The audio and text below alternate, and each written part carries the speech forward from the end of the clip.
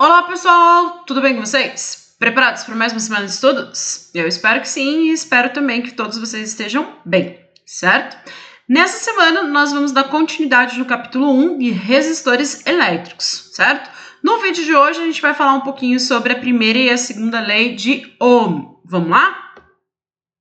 Então, aqui a gente já tem ali a figura de elementos, né, que são considerados como resistores, tá? Então, basicamente, os resistores, eles têm uma relação diretamente ligada com a energia elétrica sendo convertida em calor, tá? Então, muitos dos aparelhos eletrônicos que nós temos, eles têm essa função, como é o caso do secador, o aquecedor e o ferro elétrico, né? Então, dentro desses aparelhos, existe um sistema, né, um dispositivo elétrico chamado de resistor que tem a função de converter a energia elétrica em energia térmica, em calor, tá? E aí, a gente vai ter esses elementos, né, esses dispositivos elétricos estabelecidos por um circuito, né? A gente já viu lá no caso de capacitores um circuito elétrico em série, paralelo e misto. A gente vai falar um pouquinho mais para frente disso também para resistores.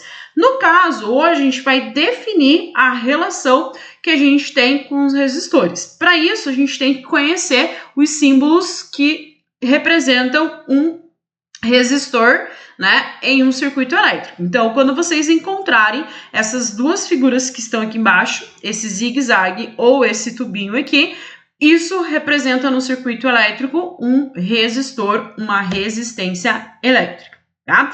E aí a gente vai ter duas leis que são conhecidas como as leis de Ohm, né? A primeira lei de Ohm estabelece uma relação com a diferença de potencial elétrico que a gente viu lá nos capítulos anteriores, tá?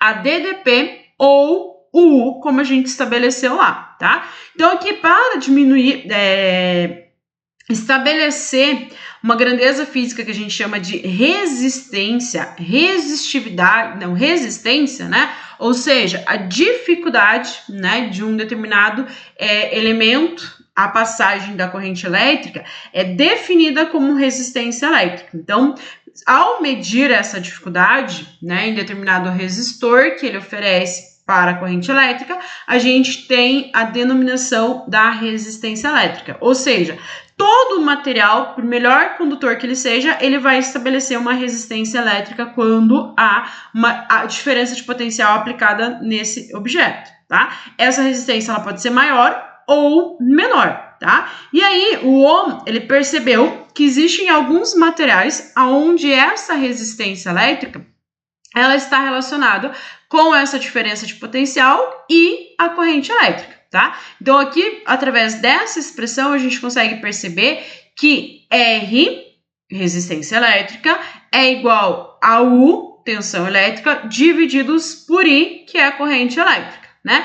E aqui a gente percebe que a corrente elétrica ela é inversamente proporcional à resistência elétrica. Quanto maior a resistência elétrica, menor é a corrente elétrica. Quanto menor é a resistência elétrica, maior é a corrente elétrica que vai passar pelo sistema, tá?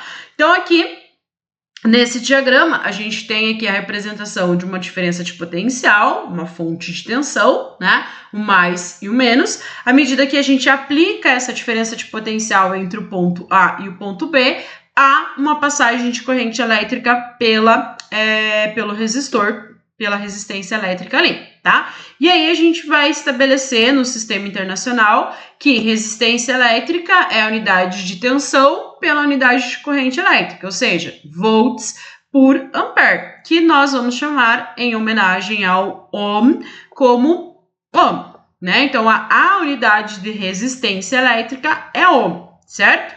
E aí a gente tem que a primeira lei de Ohm diz para nós o seguinte: ela relaciona a tensão aplicada nos terminais de um condutor com a sua resistência elétrica e a corrente elétrica que atravessa ela, tá? O Ohm percebeu experimentalmente que existem alguns materiais que, à medida que você aumenta a tensão elétrica, aumenta a corrente elétrica, sendo que a resistência se mantém constante, tá? Então, o Ohm percebeu experimentalmente essa relação, chamada de URI. U, tensão elétrica, R, resistência elétrica e corrente elétrica. E aí a gente pode escrever a resistência em função da tensão e da corrente elétrica, assim como a gente pode fazer também a corrente elétrica em função da tensão e da resistência elétrica, tá?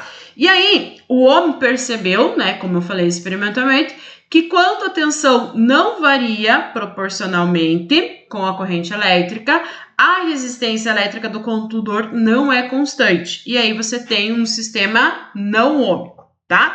Então, assim, quando há uma proporcionalidade entre a corrente elétrica e a tensão, a corrente elétrica se mantém constante, ele é chamado de um resistor ou um condutor ôhmico. Quando não existe essa proporcionalidade, ou seja, ela não varia com a corrente elétrica, a gente tem um material chamado condutor não ôhmico, tá? E aqui a gente tem o gráfico de um material ôhmico e de um material não ôhmico. Aqui, à medida que a gente varia a tensão, varia a corrente. Variou a tensão, varia a corrente. Aqui há uma reta, né? Uma curva que não é uma reta, né? Que é uma reta crescente. Aqui você já tem uma curva descrita aqui por metade de uma parábola, onde esse crescimento ele não é um crescimento linear, tá? Então você tem o material ôhmico e o material não ôhmico, certo? E aí, a segunda lei de Ohm, ela vai trazer para nós uma relação, né, com a resistência elétrica de um material em função das características desse material, tá? Então, se você imaginar lá que você tem um fio condutor de um comprimento, de uma área, ele vai ter uma resistência associada a ele.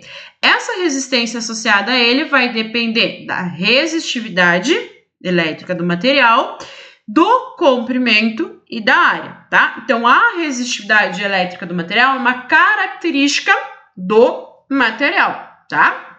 E aí, é uma resistividade, é uma questão de dificuldade de passagem de corrente elétrica associada ao material. Então, você tem material que tem uma resistividade maior, tem material que tem uma resistividade menor, tá? E aí, então, a segunda lei de Ohm está relacionando a resistência elétrica com a resistividade, o comprimento e a área. Então, aqui, através dessa expressão, a gente consegue perceber que a resistência ela é diretamente proporcional ao comprimento. Então, um material muito comprido, ele vai ter uma resistência maior.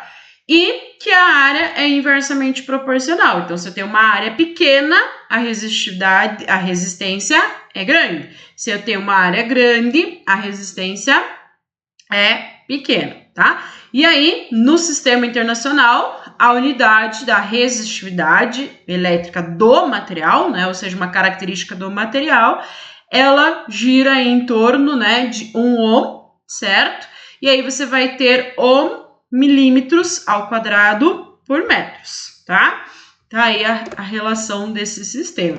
Então, aqui, ó, a resistividade não depende somente do material, mas também da temperatura, tá?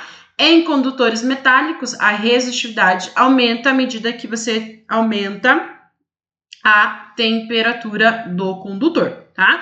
Alguns materiais são bons condutores, outros bons isolantes de eletricidade, e essa característica está relacionada com a resistividade do material. Quanto mais condutor eletricamente for, menor é a sua resistividade, tá? Então, aqui tem uma relação, né, com a condutibilidade elétrica e a resistividade elétrica do material. Essas duas grandezas físicas, elas são inversamente proporcionais. Por que elas são inversamente proporcionais? Porque uma é a facilidade de você ter a condução de eletricidade e a outra é a dificuldade, dependendo do tipo de material que você tenha. Certo, gente? Então, essa é a ideia da resistividade aí do material, tá? Certo?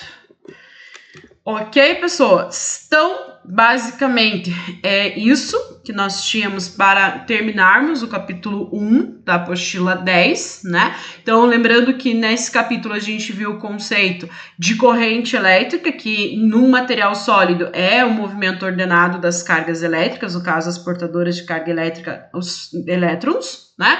E aí a gente viu que esses elétrons, eles podem ter uma dificuldade associada nessa movimentação. Que dificuldade é essa? A resistência elétrica. Tá? Então, todo dispositivo elétrico que tenha essa função de dificultar a passagem de corrente elétrica, a gente chama de resistor elétrico. E aí a gente viu que existem resistores que são ômicos, né, e materiais não ômicos, né? Aqueles materiais ômicos são a quais você varia a tensão elétrica e a corrente elétrica e a resistência permanece constante, tá? E aí você tem materiais que isso não é verdade, você vai ter o material que a gente chama de não ômico, tá? E aí a segunda lei de Ohm relaciona as características geométricas do material com a resistência elétrica, né? Onde você tem a dificuldade da passagem de corrente elétrica devido ao tipo de material que você está usando, assim como o comprimento e a área desse material. Tá bom, gente? Então, era isso que nós tínhamos para o vídeo de hoje. Espero que vocês tenham uma excelente semana, que Deus esteja com todos vocês e vocês possam aí ter, né, uma semana de bons estudos. Certo, gente? Um grande abraço, fiquem com Deus e até a próxima!